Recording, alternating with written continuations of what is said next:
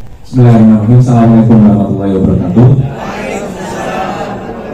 Sahabat hormati Allah, alhamdulillah pagi ini kita bisa bersemuka kembali untuk bisa bersama-sama menyimak, mendengarkan, sekaligus kita belajar bersama-sama terkait dengan aktivitas-aktivitas yang teman-teman kita sudah lakukan.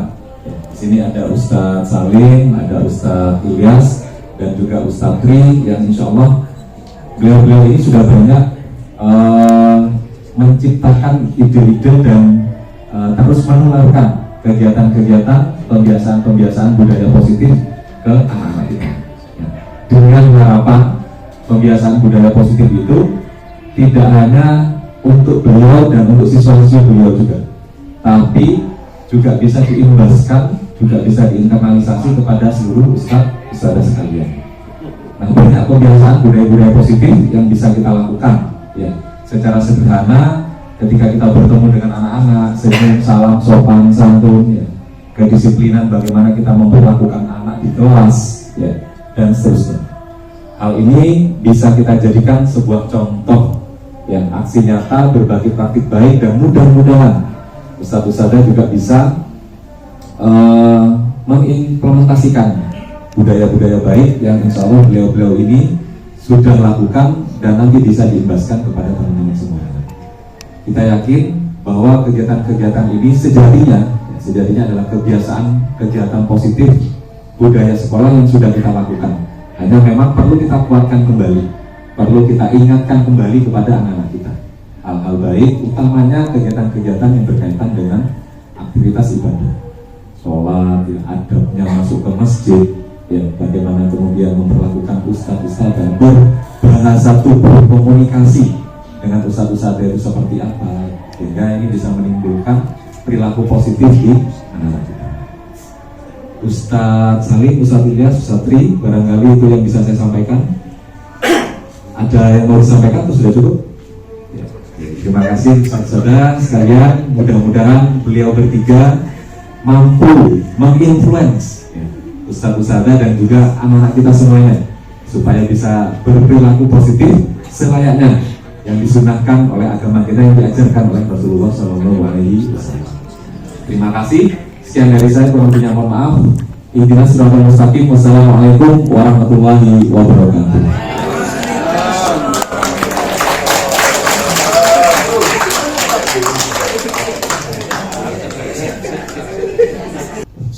Assalamualaikum warahmatullahi wabarakatuh. Alhamdulillah, salatu wassalamu ala Rasulillah sallallahu alaihi wasallam. Terima kasih Ustaz-Ustazah sudah meluangkan waktu untuk mengikuti diseminasi pemahaman dan pendapat budaya positif. Saya minta bantuan jenengan semuanya ini sebagai bentuk dari berbagi kita terkait dengan budaya positif. Tapi sebelum kita sampai ke sini, saya ada beberapa pertanyaan. Karena ini ceritanya saya tidak hanya sharing saja, karena dalam CGP itu semua orang itu adalah guru. Jadi jenengan ini juga guru. Saya juga guru, tidak ada bedanya saya sama jenengan. Saya ingin berbagi dan minta pengalaman jenengan. Itu menjadi pengalaman terbaik buat saya. Saya ada pertanyaan begini. Ini contoh saja. Ketika jenengan semuanya sudah sekitar 10 tahun, Ustadz Kohar itu 30 tahun di sini ya, yang bawa di sekolah. Saya ada pertanyaan begini. Ketika selama jenengan mengajar ini setahun, 2 tahun, 3 tahun, 5 tahun kelas, tentunya banyak pengalaman ketika jenengan mengajar. Saya ingin dari jenengan semuanya. Nah, Ustaz Rozi, di kelas itu pernah nggak menemukan masalah siswa itu tidur, siswa itu sering ke kamar mandi, izin dan sebagainya? Bisa cerita Ustaz Rozi? Terima kasih Ustaz Salim. Jadi terkadang kalau jadwal pembelajaran saya kok dapat jam terakhir atau jam-jam setelah zuhur, itu kadang ada beberapa siswa yang terlihat tidur. Biasanya apa yang jenengan lakukan? Yang pertama saya bangunkan, saya minta untuk berwudu atau cuci muka dulu. Berwudu atau cuci muka. Oke, terima kasih Ustaz Rozi. Mungkin ada lagi yang mau berbagi. Ustaz biasa semangatnya, sampai anak itu nggak bisa tidur kayak Ustaz Rozi tadi. Saking semangatnya lihat Ustaz Dani yang ngajar, anaknya nggak ada yang tidur 24 jam begini. Ustaz Dani bisa berbagi mungkin ada pengalaman ketika ngajar, tidak hanya masalah sikap, masalah akademis dan sebagainya, bisa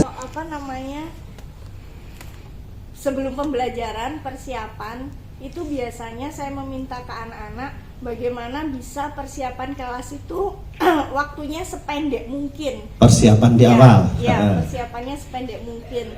Kalau bisa hitungannya hanya hitungan detik bila itu pergantian antar waktu pelajaran.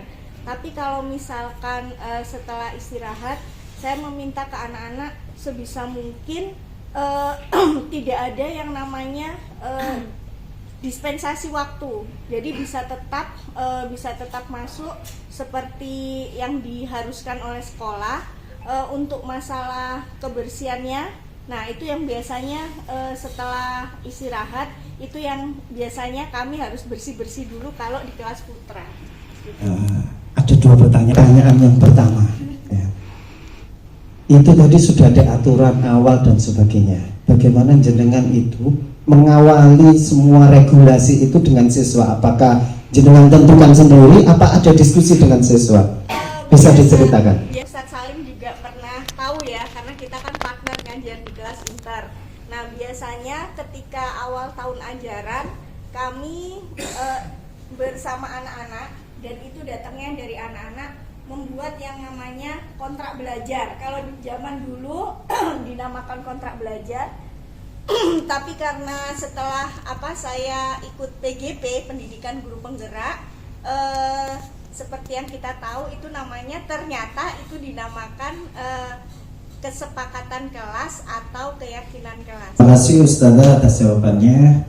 Apa yang jenengan sampaikan tadi terkait dengan disiplin kepada siswa tadi, ini sebenarnya ada di diseminasi kita terkait dengan pemahaman dan penerapan budaya positif. Benar apa yang disampaikan oleh Ustazah Nia tadi, ketika beliau menyampaikan apa yang menjadi solusi untuk masalah yang dihadapi oleh Ustaz Rozi tadi. Semua solusi yang disampaikan tadi itu kalau di dalam diseminasi kami itu disebut dengan budaya positif, atau nanti ada bab yang namanya keyakinan kelas. Untuk lebih lanjutnya, karena ini waktu kita terbatas, saya akan langsung saja ke slide nomor 1. Kenapa tujuan saya ke sini tadi terkait dengan diseminasi ini? Yang pertama, tujuan dari diseminasi ini adalah satu, peserta diseminasi mampu memahami konsep-konsep inti dalam budaya positif. Kemudian tujuan yang kedua, peserta diseminasi mampu menerapkan konsep-konsep intinya. Sehingga dalam pertemuan ini ada dua tujuan. Yang pertama, nanti kita bangun pemahaman kita bersama. Apa sih budaya positif itu? Kemudian bagaimana penerapannya? Sehingga nanti selesai dari diseminasi ini, kita semuanya merubah mindset kita tentang bagaimana budaya positif itu, bagaimana menangani siswa yang bermasalah, sekaligus kita mampu menerapkan konsep-konsep yang ada di dalam budaya positif. Next. Nah, oke. Kita masuk ke slide yang ketiga. Slide yang ketiga ini, yang pertama, apa yang dimaksud dengan budaya positif? Mungkin Ustazah ada yang bisa menyampaikan pendapatnya terkait dengan arti dari budaya positif. Mungkin dari sebelah sana ada yang disampaikan, apa sih budaya positif itu? Budaya positif menurut saya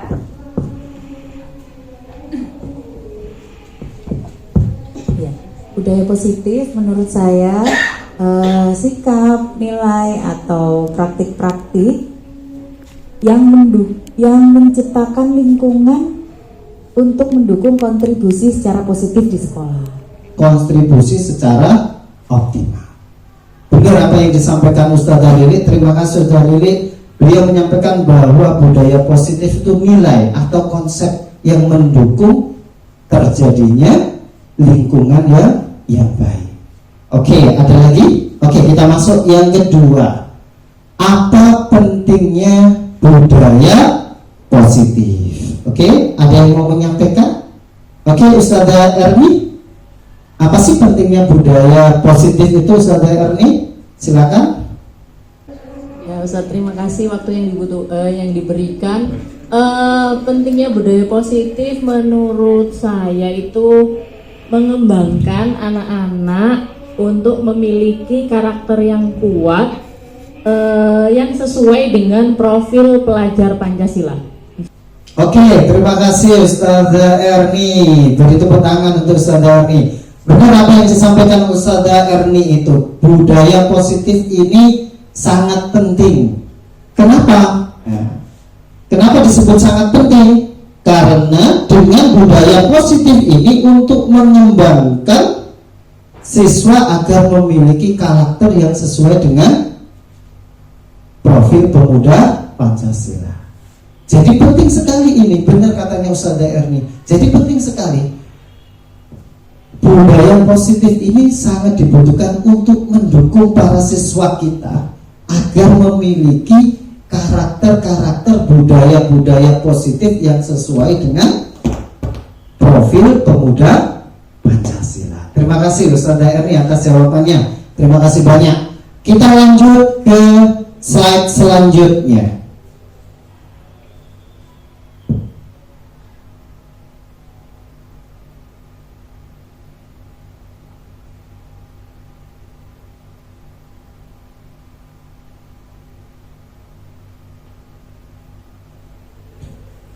Untuk slide selanjutnya, ya ini terkait dengan pentingnya budaya positif dan apa sih budaya positif. Jangan tadi sudah menjawab semuanya. Ini saya perjelas kembali, saya beri penekanan bahwa budaya positif itu merupakan nilai. Jadi budaya positif itu nilai, sikap, kepercayaan, dan praktik-praktik yang menciptakan lingkungan yang mendukung. Mendukung untuk siapa? Semua warga sekolah. Dan memotivasi orang untuk berkembang, memotivasi orang untuk terpacu untuk berkembang secara positif. Jadi intinya ini mendukung sehingga termotivasi untuk selalu berkembang secara positif, bukan sebaliknya ke arah yang negatif. Sehingga hal ini akan membentuk baik lingkungan keluarga, organisasi, sekolah, tempat kerja, dimanapun komunitas kita berada di situ. Sehingga budaya positif ini memegang peranan penting dalam memotivasi diri kita, menciptakan lingkungan positif, baik secara mindset, fisik, lingkungan dan sebagainya. Sehingga apa? Mengarah kepada hal-hal yang positif. Sehingga nanti ujungnya semua yang ada di lingkungan kita, masing-masing individu itu memiliki jiwa yang kuat. Untuk apa? Untuk selalu berkembang. Setiap hari selalu berkembang menuju ke arah yang positif. Terus bagaimana budaya positif itu kok dianggap penting? Pentingnya apa sih budaya positif itu? Jadi budaya positif ini benar apa yang disampaikan Ustazah Erni dan Ustazah Lilik tadi.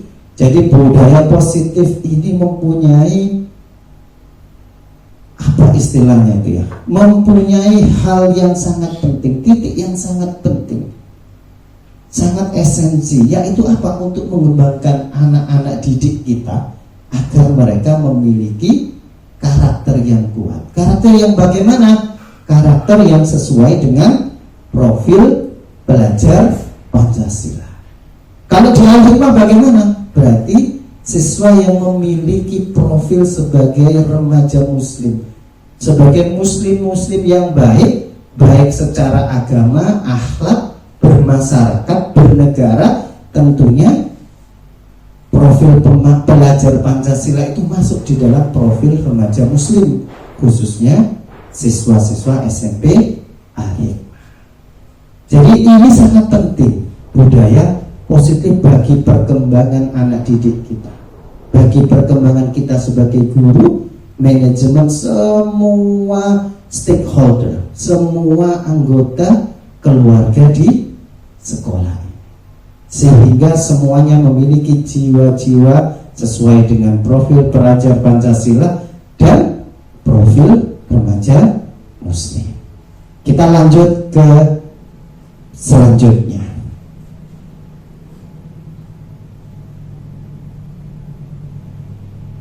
Nah, ini kalau kita sudah mengenal apa sih budaya positif, apa sih fungsi pentingnya budaya positif, sekarang kita masuk ke konsep inti budaya positif.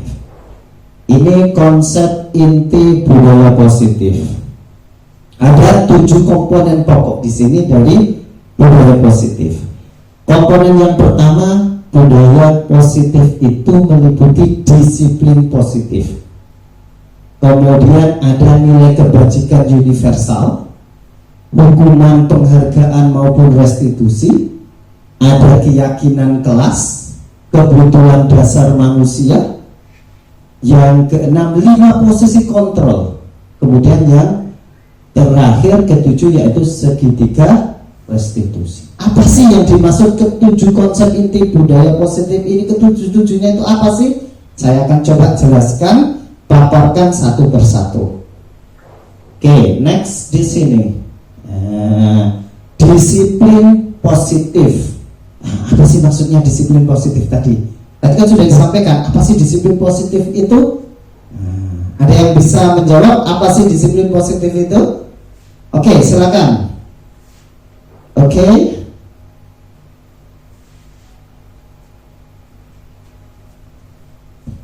Disiplin positif. Oke, baik. Terima kasih untuk jawabannya. Benar sekali bahwa disiplin positif itu adalah salah satu cara untuk menerapkan disiplin. Jadi salah satu cara saja di sini, metode atau strategi agar tercipta lingkungan yang disiplin. Untuk apa? Untuk menumbuhkan kesadaran peserta didik kita, para siswa kita, tanpa imbalan penghargaan atau hukuman. Maksudnya apa? Maksudnya apa di sini? Setelah menerapkan disiplin positif ini, diharapkan peserta didik atau siswa kita itu dengan sadar melakukan perubahan-perubahan positif dimulai dari dirinya, kemudian bisa mengubah teman-temannya, lingkungan sekitarnya, khususnya di sekolah, dengan sadar, tanpa paksaan, tidak perlu hukuman, tidak perlu reward ya atau penghargaan. Tidak perlu ada konsekuensi yang ditanggung. Tapi dengan budaya, dengan menerapkan budaya positif ini, mereka nanti di dalam dirinya itu tumbuh rasa kesadaran untuk selalu disiplin, menerapkan karakter-karakter yang positif di dalam kehidupan sehari-hari, baik di sekolah maupun di rumah maupun di luar rumah ketika mereka berinteraksi dengan masyarakat atau komunitas-komunitas mereka di luar sana. Selalu terbawa dengan sadar, ya, selalu menerapkan hal-hal yang positif. Bagus, terima kasih untuk jawabannya. Nah, next. Oke, setelah kita mengetahui budaya positif, sekarang kita lanjut ke nilai-nilai kebajikan. Ada 3 hal di sini yang nilai kebajikannya itu kita sepakati bersama, terlepas dari suku, bangsa, agama, bahasa maupun latar belakang. Jadi nilai kebajikan ini tidak melihat agama, tidak melihat suku, ras, asalnya dari mana, agamanya apa, kepercayaannya apa, sudut pandangnya bagaimana, tetapi ini nilai-nilai kesepakatan bersama, bernilai universal yang bisa diterima dan bisa diterapkan untuk semua kalangan masyarakat tanpa melihat ras, budaya, agama dan sebagainya tadi. Nah, di sini coba kita perhatikan di slide ini, jangan coba perhatikan di sini. Ini contoh nilai kebajikan institusi atau organisasi. Saya yakin jenengan semuanya sudah paham terkait dengan ini, yaitu contoh nilai kebajikan baik di institusi maupun organisasi, khususnya di lingkungan sekolah kita SMP Al-Hikmah. Yang pertama, karena ini bersifat umum, yang pertama yaitu profil pelajar Pancasila. Jadi profil pelajar Pancasila itu Apa karakter dasar yang harus dimiliki di profil pelajar Pancasila itu? Karakter pertama yaitu beriman, bertakwa kepada Tuhan yang Maha Esa. Dimulai dari iman dan takwa dulu. Dimulai dari kepercayaan dirinya terhadap Sang Kholik, Sang Pencipta dia, Sang Pencipta alam semesta. Kalau sudah tertanam keyakinan yang kuat, ya, keimanan yang kuat terhadap Tuhan, terhadap Allah, nah, kemudian diikuti dengan ketakwaan, melaksanakan apa yang diperintahkan dan menjauhi apa yang dilarangnya, kemudian ini akan menumbuhkan akhlak yang mulia. Akhlak yang mulia yang bagaimana? Akhlak yang baik, tidak melanggar semua aturan yang ada di agama, tidak melanggar semua aturan di masyarakat, tidak melanggar norma-norma yang berlaku baik di masyarakat maupun hubungannya dengan agama dan hukum negara. Sehingga di sini profil pelajar Pancasila yang kedua yaitu berakhlak mulia. Kemudian yang ketiga apa? Berkebinekaan global. Meskipun kita itu berbeda-beda, ras, suku, agama, latar belakang dan sebagainya, baik status sosial juga, tetapi keragaman ini, ya, secara global tidak hanya di Indonesia tetapi di masyarakat umum, global community sebagai bentuk dari anggota masyarakat global, maka semua kebinekaan yang ada ini, keberagaman yang ini, baik bahasa, suku, ras dan sebagainya ini, kita memiliki jiwa persatuan. Kita semuanya masih sama umatnya Allah, umatnya Tuhan, sehingga harus memiliki jiwa kesatuan sebagai bentuk masyarakat global. Kita saling menghargai, kita saling toleransi atas semua keberagaman ini, ya, saling menghormati kita meskipun berbeda.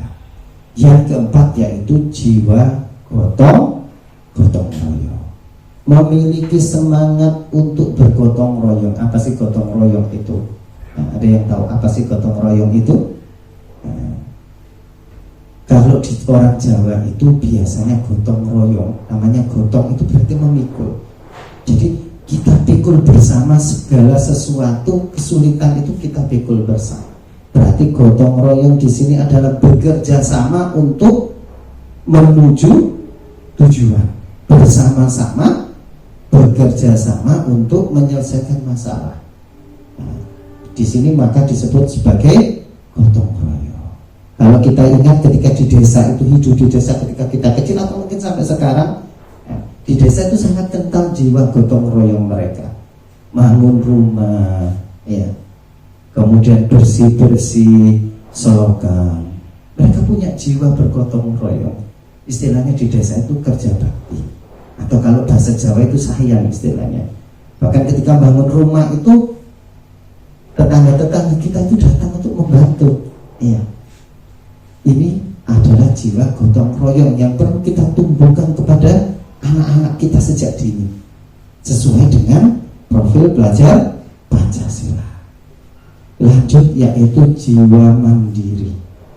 Nah, jiwa mandiri apa? Setiap individu dari kita, siswa kita itu punya kemandirian, punya jiwa survive, bisa memanage dirinya, memanage waktunya, memanage kegiatannya, memanage pikirannya untuk mencapai tujuan yang baik itu. Tidak selalu tergantung kepada orang lain. Ini ditanamkan sejak dini, sehingga mereka nanti bisa survive dimanapun mereka berada, dengan kesulitan-kesulitan yang ada, dengan lingkungan baru. Mereka ini bisa survive. Kenapa? Karena mereka punya jiwa berdikari, jiwa mandiri. Ada jiwa-jiwa kemandirian, tidak selalu tergantung kepada orang lain atau lingkungannya, sehingga insya Allah bisa survive dengan kemandirian itu. Kemudian berjiwa berpikir kreatif. Nah, creativity is important. Berarti kreativitas itu memang sangat penting. Kenapa? Kalau kita hanya monoton dengan satu langkah, dua langkah, satu metode saja, padahal dunia ini berkembang, zaman ini berkembang dengan pesat, tanpa kreativitas kita, maka anak-anak kita akan tertinggal oleh zamannya. Maka kita diminta untuk mendidik sesuai zamannya, menumbuhkan jiwa kreativitas, sehingga dimanapun mereka dengan keadaan apapun, kesulitan, tantangan yang dihadapi, mereka mampu survive dengan kreativitas mereka. Tidak hanya monoton satu teknik, satu penguasaan, tapi mereka kreatif. Nah, lanjut yaitu bernalar kritis. Bernalar kritis itu apa? Kan begitu. Ditanamkan dalam jiwa ini ada kemampuan untuk menganalisa, memahami masalah, kemudian menganalisa. Dari hasil analisanya itu nanti akan timbul solusi-solusi, ada feedbacknya, ada proyeksi. Maka ini yang disebut dengan bernalar kritis. Tidak hanya mengikuti saja, tapi mereka memahami dulu. Oh, ini begini. Nah, kemudian dianalisa dalam pikiran mereka, dicarikan data-datanya, dianalisa. Oh, ini kelemahannya ini kelebihannya ini, sehingga nanti bisa mengambil keputusan, mengambil langkah-langkah solutif, ya. Sehingga apa yang menjadi tujuan mereka bisa tercapai. Ini yang disebut dengan bernalar kritis. Lanjut ke kotak yang kedua, yaitu Ibu Primary Years Program. Apa sih ini? Nah, ini ada toleransi, ada hubungannya dengan rasa, ada hubungannya dengan hati, adanya toleransi, rasa hormat kepada orang lain, kepada sesama, meskipun beraneka ragam budaya, latar belakang agama, tetapi mereka masih memiliki rasa toleransi tanpa mengganggu, malah mendukung, saling mendukung, minimal tidak mengganggu, menghormati. Kemudian integritas itu kejujuran, memiliki jiwa kejujuran. Ini kejujuran atau integritas ini menjadi poin penting jika kita nanti kelak menjadi pemimpin negeri ini. Integritas ini sangat diperlukan. Kenapa? Kalau kita lihat ya, nah, kondisi kita sekarang, zaman kita sekarang, khususnya di negara kita, integritas ini banyak dipertanyakan, menjadi masalah yang sudah ditinggalkan, sehingga banyak masalah-masalah di negara kita ini muncul bermula dari kurangnya integritas, menurunnya integritas kejujuran, sehingga banyak orang-orang tidak jujur, ya, banyak yang pejabat korupsi. Tidak hanya pejabat, bahkan diri kita saja korupsi, bisa korupsi waktu, ya, dan sebagainya. Sehingga anak-anak kita ini perlu disiapkan apa itu integritas. Kemudian mandiri, jiwa mandiri sudah saya jelaskan tadi, biar survive. Menghargai sama dengan toleransi, antusias, berarti ada jiwa semangat yang muncul dari dirinya, dimulai dari dirinya untuk bisa berkembang, tidak malas. Ada semangat motivasi untuk selalu berkembang, mengikuti perubahan zaman, berkembang yang positif. Kemudian empati, ada rasa empati, ya, ketika ada teman kita mengalami kesusahan, kita ada jiwa empati, jiwa kepedulian, baik kepada diri kita, kepada keluarganya, kepada masyarakat teman. Selalu muncul rasa empati, peduli terhadap sesama, khususnya peduli terhadap dirinya minimal. Kemudian peduli kepada sesama, peduli kepada lingkungannya. Lanjut, adanya kreativitas. Di awal tadi seperti profil belajar Pancasila, ada kreatif, maka ada kreativitas ini, sehingga setiap hari muncul kreativitas baru, inovasi baru, pembaruan baru, sehingga tidak tertinggal oleh zaman. Next, yaitu kerjasama dan percaya diri. Nah, sudah disampaikan tadi, perlunya kerjasama, gotong royong, kepercayaan diri muncul dari dirinya sendiri, bahwa dia bisa mampu melakukan dan mampu menyelesaikan masalah, mampu menghadapi tantangan Jangan. Kemudian ada yang terakhir yaitu komitmen. Memegang komitmen ini sangat penting sehingga tidak ada istilahnya itu khianat. Ketika orang atau siswa kita itu punya komitmen yang baik, maka dia akan memegang erat komitmen ini untuk dilaksanakan tanpa mengkhianati. Komitmen ini sangat penting. Orang akan percaya kepada diri kita karena kita bisa menunjukkan komitmen baik kita, ya, melaksanakan apa yang sudah disepakati. Lanjut yaitu keterampilan hidup. Ya, ini ada hubungannya dengan hard skill dan soft skill. Keterampilan hidup, ada survival skill. Apa survival skillnya? Itu menjadi orang yang dapat dipercaya. Mulai dari kejujuran tadi sehingga kita dapat dipercaya. Punya komitmen, maka kita akan dipercaya orang, mudah dipercaya orang. Kemudian lurus hati, hatinya lurus.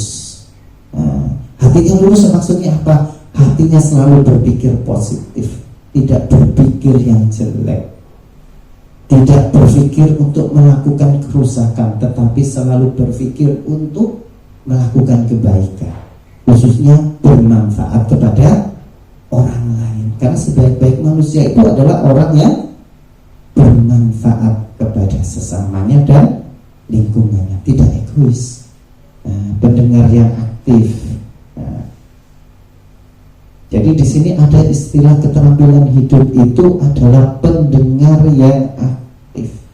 Apa yang maksudnya pendengar yang aktif itu? Sudah dicontohkan oleh Rasulullah itu. Nabi Muhammad SAW itu termasuk orang yang sangat baik. Kenapa? Karena beliau itu bisa menjadi pendengar yang aktif, menjadi tempat curhatan, sehingga minimal itu orang itu ketika dekat kita, dekat anak-anak kita, itu mereka itu merasa nyaman dulu, terus mereka bisa mengungkapkan perasaannya.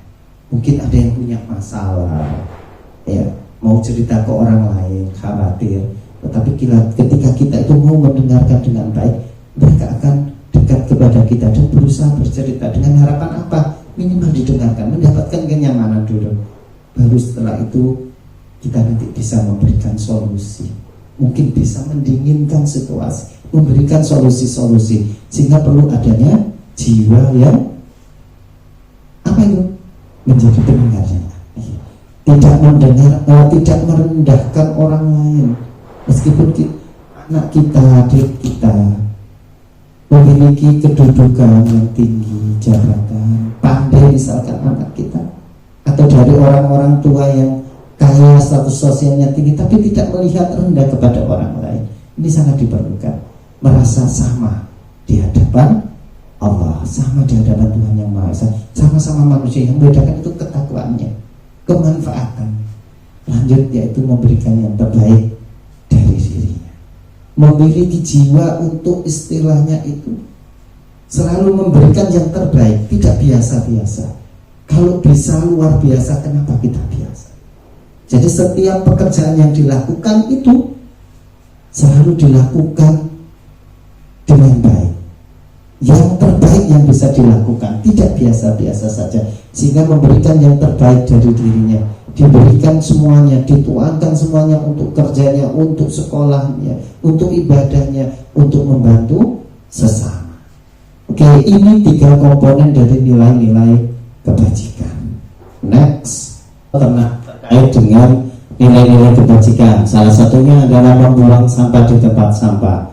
Ini bentuk dari nilai kebajikan secara universal. Sebagai manusia, kita harus memiliki jiwa untuk menjaga kebersihan, sama seperti yang disampaikan oleh Rasulullah itu, bahwa kebersihan itu adalah bagian dari iman. Apalagi kita muslim, anak-anak kita muslim, ya, maka di sini adalah membuang sampah di tempatnya, tidak membuang sampah sembarangan.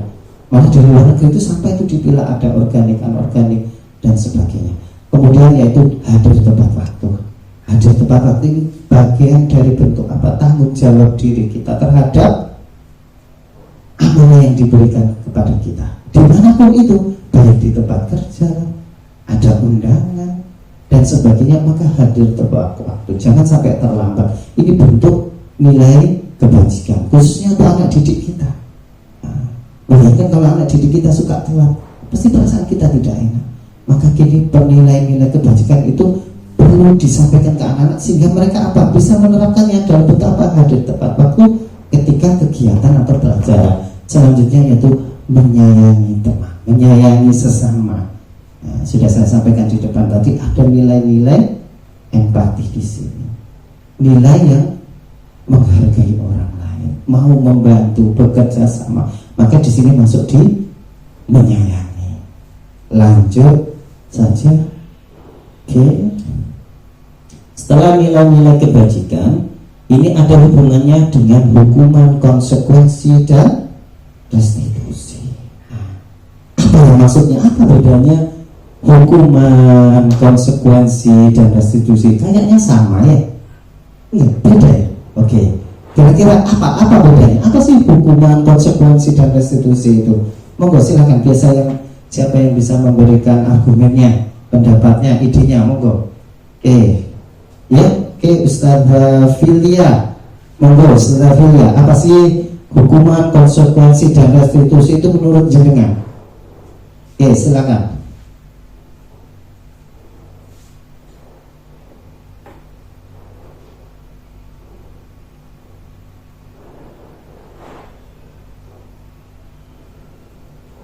Oke, terima kasih, bagus sekali. Oke, terima kasih, benar sekali. Bahwa di sini ada hukuman, konsekuensi, dan sebagainya. Ini salah satu contohnya sudah disampaikan oleh Ustazah Filia tadi. Saya perlu hanya memberikan garis besarnya saja, hanya mengulangi saja, memberikan penekanan saja di sini. Ini ada 3 hal di sini terkait dengan hukuman, konsekuensi, dan restitusi. Hukuman itu apa? Hukuman itu tidak terencana. Jadi apa yang kita berikan, feedback yang tidak terencana atau tiba-tiba, on the spot, by accident, by incident, itu kemudian bersifat satu arah. Kita tidak mengajak diskusi dulu. Kita sebagai guru langsung memberikan hukuman kepada anak ketika anak bermasalah, misalkan telat, tidak bawa buku, langsung kita panggil terus kita kasih hukuman. Ini memang satu arah, ya. Kemudian berupa hukuman fisik, rata-rata berupa hukuman fisik. Nah, ada yang pernah hukum seperti ini. Nah, berarti biasanya itu mulai dari satu arah. Kita itu dianggap sebagai momok oleh anak-anak, polisi gampangannya, atau hakim, atau begal ya, karena menghukum anak-anak, tidak memberikan kesempatan mereka untuk berargumen, memberikan penjelasan dulu alasannya apa. Nah, ini disebut dengan hukuman. Bagaimana dengan konsekuensi? Nah, kalau konsekuensi itu agak berbeda. Bedanya gimana? Kalau hukuman tadi tidak terencana, maka konsekuensi ini terencana sesuai dengan kesepakatan. Sudah ada kesepakatan yang kita bentuk. Nah, misalkan ada keyakinan kelas itu sudah ada dibuat. Ketika jangan ngajar itu atau di sekolah itu kan sudah ada tatib. Atau kalau di kelas itu kita ada kesepakatan kelas sama anak-anak, ya kan? Nah, itu sudah ada rencananya, sudah ada tulisannya, gampangannya, ada kesepakatannya. Kemudian guru selalu memonitor murid. Nah, jadi kita memberikan konsekuensi, ya, bukan hukuman ya, konsekuensi istilah, karena sudah ada kesepakatan sebelumnya. Kemudian kita itu memonitor perkembangan anak kita. Kita monitor, kita evaluasi, kita amati cara bertahap. Bagaimana dengan restitusi? Kalau di guru penggerak itu ada namanya restitusi, yaitu proses murid memperbaiki kesalahan. Ada 3 langkah di sini, ya. Kalau itu namanya segitiga restitusi. Akan saya jelaskan di belakang nanti, yaitu proses murid memperbaiki kesalahan. Jadi murid itu diberi kesempatan dulu, ya, untuk mengakui kesalahannya dan memperbaikinya. Nah, mengaku dulu, kemudian memperbaiki. Proses kolaboratif yang mengajarkan murid mencari solusi sendiri. Kita guru sebagai fasilitator, sebagai teman mendampingi mereka Sehingga mereka menemukan kesalahan mereka, mengakuinya. Kemudian kira-kira kalau sudah salah seperti itu, solusinya bagaimana? Apa yang harus dilakukan? Nah, jadi kita itu istilahnya mendampingi siswa agar mereka itu bisa mencari solusi dalam memecahkan masalah mereka. Misalkan mereka melanggar, nah nanti mereka juga akan mencari tahu dalam dirinya sendiri ini salah enggak, terus bagaimana memperbaikinya. Nah, itu disebut dengan restitusi. Jadi ada bedanya di sini. Hukuman itu biasanya bersifat tidak terencana, bersifat searah, kayak penghukum kita. Kalau konsekuensi ini lebih terarah. Kenapa? Karena sudah ada rencana atau kesepakatan dan ada monitoring di sini. Kalau restitusi itu berarti muncul dari diri pribadi anak didik kita. Next. Oke. Ini hukuman, ini semuanya ada, contoh-contohnya sudah ada di situ yang disampaikan tadi. Saya hanya mengulas sekitar aja. Sudah jenengan sampaikan tadi ya, contoh lari keliling. Nah, hukuman atau konsekuensi kira-kira ini kan? Lari keliling lapangan karena memecahkan kaca jendela. Apa? Oke, ya. Yang pertama berarti hukuman karena disuruh fisik, ada tanda fisik. Membersihkan coretan yang dibuatnya pada meja tulis. Berarti hukuman apa? Jadi tiga tadi ada hukuman, konsekuensi sama restitusi. Oke, benar. Kalau ini berarti dari diri siswa. Berarti siswa berusaha solusinya apa? Menghapus ya coretan yang ditulisnya. Nah, oke, next. Ini sebentar lagi. Ini sudah slide 11 sampai 27. Oke. Kita mulai dari keyakinan kelas. Kalau sudah ada tadi, maka ini ada namanya keyakinan kelas. Mengapa keyakinan kelas? Mengapa tidak peraturan kelas? Nah, jawabannya bagaimana kira-kira? Ada yang tahu? Monggo. Kira-kira apa bedanya keyakinan kelas sama peraturan kelas? Apa ya bedanya itu ya? Kayaknya mirip-mirip ini ya. Kayaknya mirip-mirip. Next saja kita. Mengapa keyakinan kelas? Karena keyakinan seseorang yang lebih termotivasi itu datang dari dirinya sendiri. Jadi kalau keyakinan kelas itu muncul dari dirinya sendiri, tidak kita yang buatan, sudah ada aturan yang ada, bukan. Sehingga seseorang yang lebih bergerak dan semangat untuk menjalankan keyakinannya, semangat untuk bisa mengikuti alur yang ada. Maka itu disebut dengan keyakinan kelas. Jadi muncul dari dirinya sendiri dulu. Nah, next. Pembentukan keyakinan kelas. Sudah pernah tahu tentang ini, pembentukan keyakinan kelas. Saya kan jangan sudah melakukan itu, cuma namanya beda saja ya, ada berupa pernyataan universal, dibuat dalam pernyataan positif, sedikit tapi mudah diingat ya, disesuaikan dengan kondisi kelas, kondisi siswa, semua warga dilibatkan. Ini bagaimana cara membentuknya? Saya kan jangan semuanya sudah pernah, meskipun hanya namanya saja dulu di kurikulum sebelumnya namanya beda. Atau kita sudah menerapkan cuma tinggal menamainya yang berbeda. Next. Sekarang coba mari kita mencoba membentuk keyakinan kelas. Nah, kita sudah pernah mempraktekkan ini, maka kita perlu tahu dulu kebutuhan dasar manusia: bertahan hidup, kasih sayang dan rasa diterima, penguasaan, kebebasan dan kesenangan. Kalau bertahan hidup ya berarti kita sebagai manusia bertahan hidup, kita butuh makanan, minuman, pakaian, rumah, kasih sayang dan rasa diterima. Ya, perlu adanya kepedulian dari orang lain. Kita juga peduli, kerjasama, berkelompok, kemudian penguasaan terkait dengan harga diri kita, jiwa kepemimpinan kita, prestasi, mau diakui atas usaha kita, mau didengar dan sebagainya. Kemudian kalau kebebasan itu kemandirian, independensi, memiliki pilihan. Kita tidak terintervensi, tidak ikut-ikutan, dan mau mencoba hal yang baru.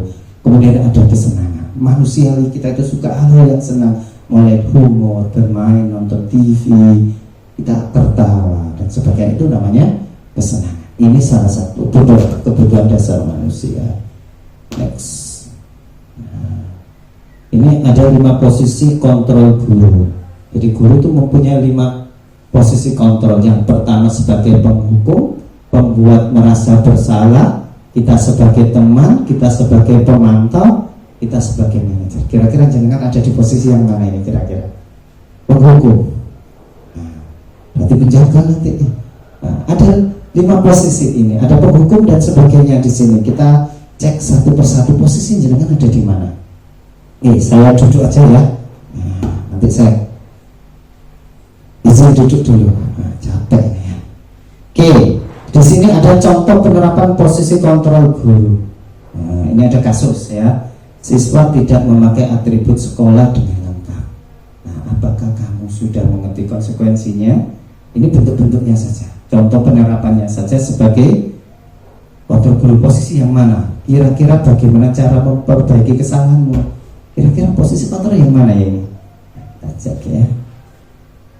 Jadi ini sebagai pemantau. Kalau apakah kamu sudah mengerti konsekuensinya? Hanya memantau saja.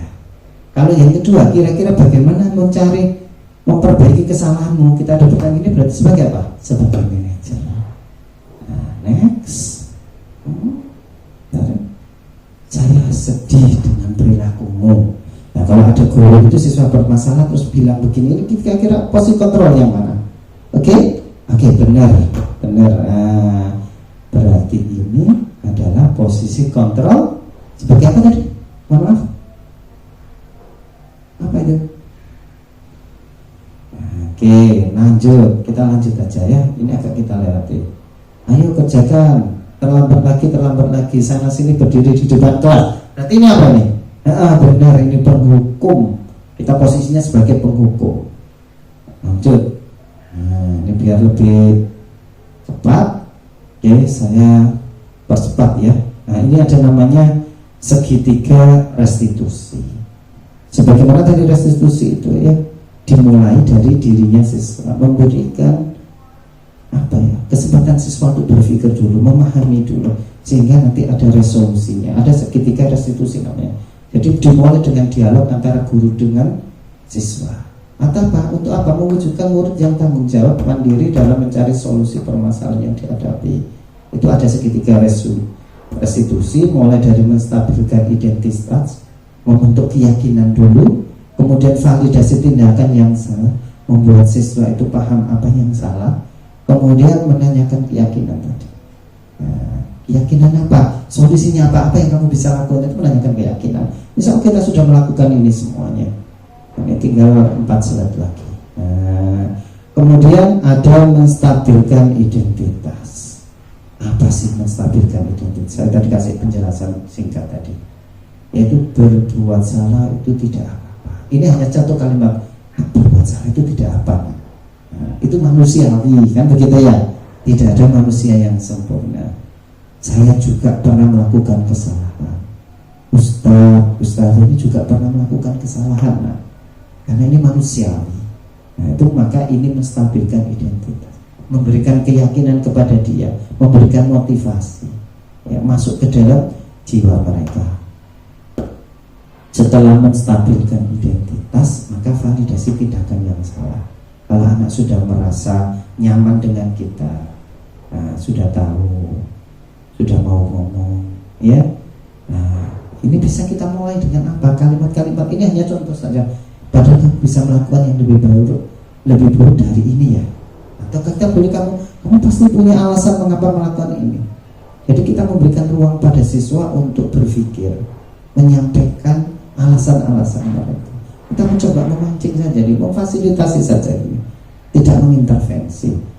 Lanjut, setelah validasi tindakan yang salah, nanti menanyakan keyakinan.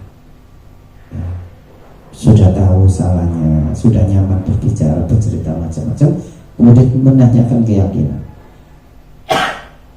Kita kasih keyakinan tadi. Kira-kira kamu mau jadi orang yang seperti apa sih? Kok melakukan itu tadi? Kemudian apa rencanamu untuk berbagi masalah ini?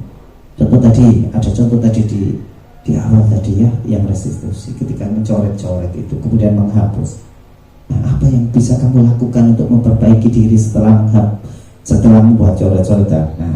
Mungkin anak-anak akan nyampaikan, nanti saya hapus Ustaz, saya perbaiki Ustaz, saya cuci atau bagaimana, maka itu disebut dengan segitiga restitusi. Insya Allah itu saja paparan dari saya. Banyak sekali yang sudah saya sampaikan, saya mohon maaf yang sebesar-besarnya.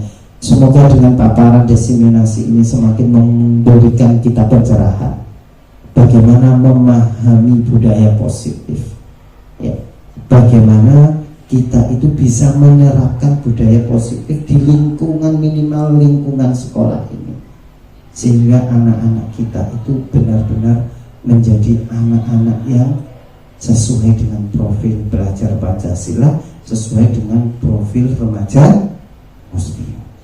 Semoga pertemuan ini membawa keberkahan. Jika nanti ada yang perlu disampaikan karena waktu kita terbatas, nanti bisa lewat WA atau diskusi, ketemu saya di luar. Yang penting itu apa? Ada kemauan dari diri kita untuk bisa memahami, berubah yang lebih baik. Semoga bermanfaat. Mohon maaf semuanya. Terima kasih atas kehadiran jenengan semuanya. Saya tutup. Assalamualaikum warahmatullahi wabarakatuh.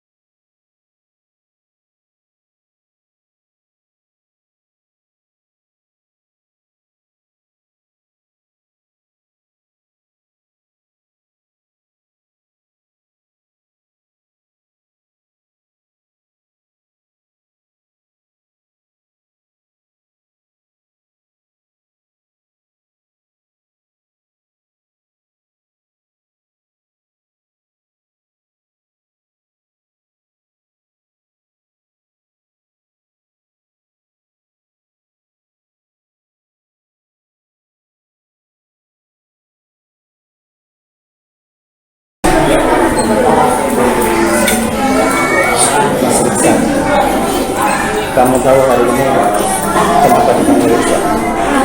Enggak, kenapa kok Ustaz kamu duduk di sini? Hah? Enggak pakai sabun. Yakin? Saya lihat.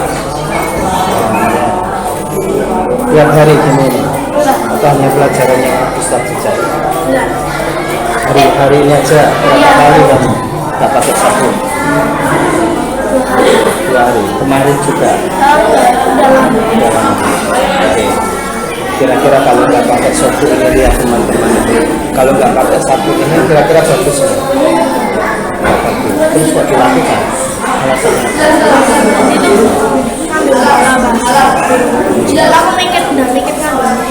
Aku mikir ngambil suruh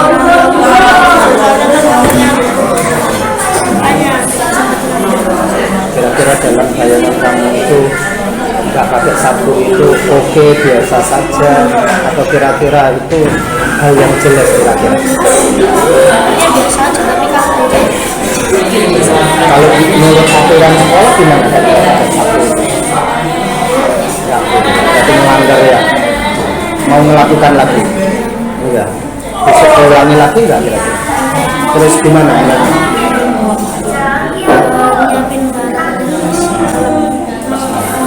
Jadi besok sudah tidak diulangi lagi ya. Besok aja apa selanjutnya? Misal ya, suatu saat kok nggak pakai lagi, tidak hanya pelajarannya Ustaz, pelajaran lainnya. Kira-kira apa yang perlu Ustaz lakukan ke Mas Riksa, bukan suatu saat nggak pakai lagi. Terus kamu buat keputusan sendiri enaknya gimana konsekuensinya.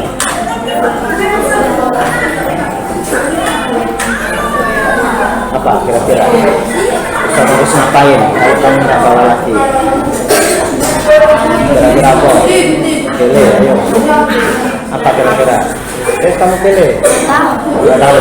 Ya udah harus tahu. Saya harus berdiri di belakang atau saya mengerjakan tugas apa gitu misalkan. Ya ini untuk diri kamu sendiri. Kira-kira Ustaz bisa gimana kalau kejadian ini lagi? Yakin ya? Jadi itu ya. Insya Allah ini hanya jadi pengalaman kamu ya, besok lagi biar ada ya, bukan apa biar kamu belajar disiplin ya. Kita saja harus balik dan kita ya, boleh kasih ya,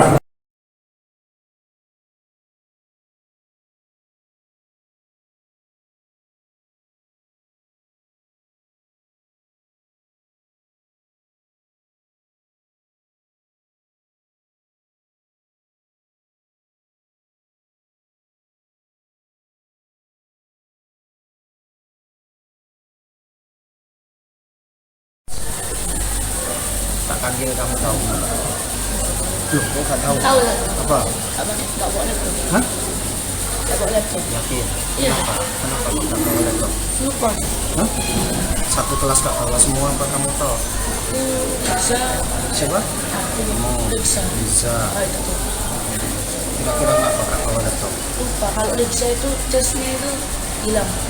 Sekali ini nggak bawa laptop sebelumnya? Enggak, sebelumnya lupa juga. Loh, berarti ini nggak sekali kok? Iya. Sudah 2 kali. Kok bisa lupa? Loh, kok bisa nggak tahu? Kok bisa kamu lupa bawa? Oh, biasanya lupa aja. Biasanya lupa. Kamu ingatkan barang-barangnya sendiri nggak di rumah? Iya, tapi kalau laptop enggak aja. Kalau kira-kira nggak lupa gitu, itu lupa terus sekali kan nggak apa-apa. 2 kali, 3 kali, jadi kira-kira baik. Enggak. Nggak baik ya. Diulangi lagi. Enggak. Terus gimana? Bisa bawa aja. Oh bisa. Iya apa caranya? Katanya pelupa terus nggak nyiapkan. Gimana Nanti caranya? malam disiapkan. Oh, kalau malam-malam disiapkan. Gitu. Ya.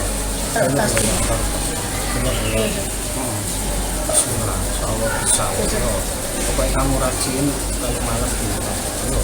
Terus kayak gini kan bahasa Inggris nggak bisa ngerjakan. Terus ngerjakan Kerjain di rumah aja. Hah? Insya Allah kerjain di rumah. Ya apa ya apa? Kerjain di rumah. Yakin ya? Insya Allah gratis. Diselesaikan ya di rumah ya. Karena ke rumah sekolahnya. Oh, berarti nanti di rumah kamu harus kerjakan. Ya. Terus misalkan besok tak bawa lagi, tak bawa lagi, Ustaz harus nyampain ke kamu kali sekarang oke, mati uang sekali. Besok tak bawa lagi, Ustaz perlu ya.